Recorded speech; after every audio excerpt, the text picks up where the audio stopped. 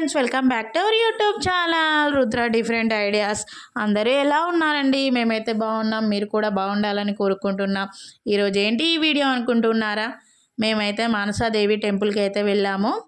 ఈ వీడియో ఎప్పటి నుండో అప్లోడ్ చేయాలి అనుకుంటే ఫైనల్గా ఈరోజు అయితే కుదిరింది. మేమైతే టెంపుల్ దగ్గరికి వచ్చాము. మేము టెంపుల్ దగ్గరికి ఎలా వెళ్ళామంటే కరీంనగర్ బస్ స్టాండ్లో మేము సికింద్రాబాద్ బస్ అయితే ఎక్కి గుండ్లపల్లిలో దిగి గుండ్లపల్లి నుండి మళ్ళీ మానసాదేవి టెంపుల్కి వచ్చే బస్కి అయితే వెళ్ళాము. మన కరీంనగర్ బస్ స్టాండ్ మన మానసాదేవి టెంపుల్ దగ్గరికి వచ్చే డైరెక్ట్ బస్సులు ఉంటాయి. అందులో మాత్రం చాలా మంది ఉన్నారని మేమైతే ఇలా ఈ బస్ ఎక్కైతే ఇక్కడ దిగి మళ్ళీ మానసాదేవి టెంపుల్ దగ్గరికి అయితే వచ్చేసాము. మనము ఆ టెంపుల్కి ఎంటర్ కాగానే అక్కడ అయితే మనము కాళ్ళకి పసుపు పారాణి అయితే పెట్టుకొని వెళ్ళాలి గుడి లోపలికి. ఆ పసుపు పారాణి లేకుండా మాత్రం గుళ్ళోకి అలో చేయరు. మళ్ళీ ఎంటికలు మాత్రం జడ మాత్రం అల్లుకొనే వెళ్ళాలి. జుట్టు మాత్రం విరబోసుకొని అయితే వెళ్ళొద్దు. గుళ్ళోకి అయితే పంపించట్లేదు. జడ అల్లుకొనే ఖచ్చితంగా వెళ్ళాలి.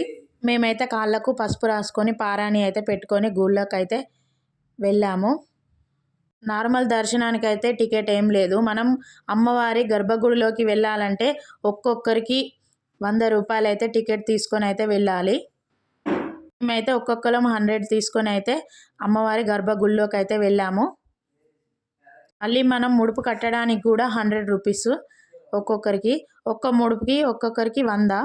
ఆ ముడుపుకి అయితే 100 ఇచ్చి టోకెన్ తీసుకొని మేమైతే ముడుపు కట్టాము. అయితే ఇప్పుడే లోపలికి వెళ్తున్నాము అమ్మవారి టెంపుల్లోకి. మేమైతే గర్భగుడిలోకి వెళ్ళి మేమైతే అర్చన చేపించుకొని వచ్చాము. ఈ మానసాదేవి అమ్మవారి టెంపుల్ అయితే చాలా చాలా బాగుంది. ఈ అమ్మవారి కోరిన కోరికలు తీర్చే అమ్మవారు. మానసాదేవి అమ్మవారి టెంపుల్ దగ్గరికి మంగళవారము శుక్రవారం అయితే చాలా చాలా రష్ ఉంటారు. మిగతా టైంలో నార్మల్గానే ఉంటారు. ఇక్కడ చూడండి, వీళ్ళందరూ ముడుపులు కడుతున్నారు. మనం గుడి లోపలికి వెళ్ళంగానే వినాయకుడు దర్శనమిస్తాడు. తర్వాత సీతారామ లక్ష్మణులు అయితే మనకి దర్శనమిస్తారు. ఈ గుడి లోపలికి ఫొటోస్ వీడియోస్ అయితే ఏం తీయనియట్లేదు. నేనైతే వాళ్ళు చూడకముందు మెల్ల కొంచెం క్లిప్ అయితే తీసాను. ఇక్కడ చూడండి, ముడుపులు కట్టిస్తున్నారు మనతోని.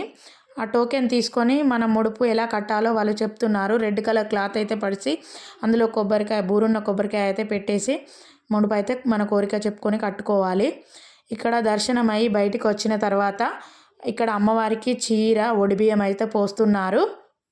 ఒప్పుకున్న వాళ్ళు చీర, ఒడిబియ్యము, గాజులు, పువ్వులు ఏమైనా సమర్పించవచ్చు అమ్మవారికి. ఇక్కడ మేమైతే కొబ్బరికాయ, రెడ్ కలర్ క్లాత్ అయితే తీసుకొని వచ్చాము. మనం 100 రూపీస్లో టోకెన్స్ తీసుకుంటాం చూడు, అక్కడే మనకి బూరున్న కొబ్బరికాయ ఇంకా రెడ్ కలర్ క్లాత్ అయితే ఇస్తారు వాళ్ళే. మనం తీసుకొని వెళ్ళవలసిన అవసరం లేదు. మేమైతే లోపల కట్టుకొని వచ్చి ఇక్కడైతే మన కోరికనైతే చెప్పుకొని ముడిపెట్టాలి. ముడిపైతే ఇక్కడ చూడండి, శివయ్యకి ఎలా అభిషేకం చేస్తున్నారో.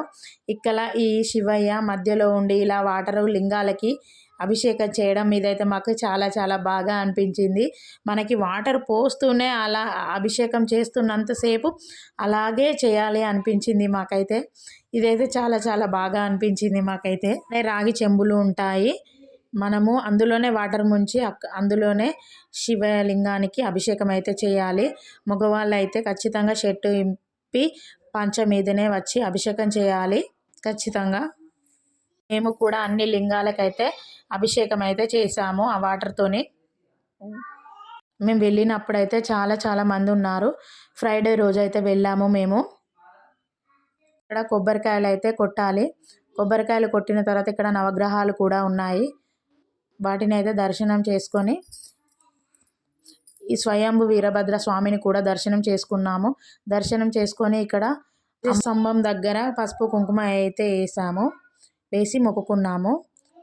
ఇక్కడ రూపాయి కాయిన్లు కూడా అతికిస్తున్నారు ఆ ధ్వజస్తంభానికి. వీడియో ఎలా అనిపించింది? నచ్చితే లైక్, షేర్ అండ్ సబ్స్క్రైబ్ చేసుకోవడం మాత్రం మర్చిపోవద్దు.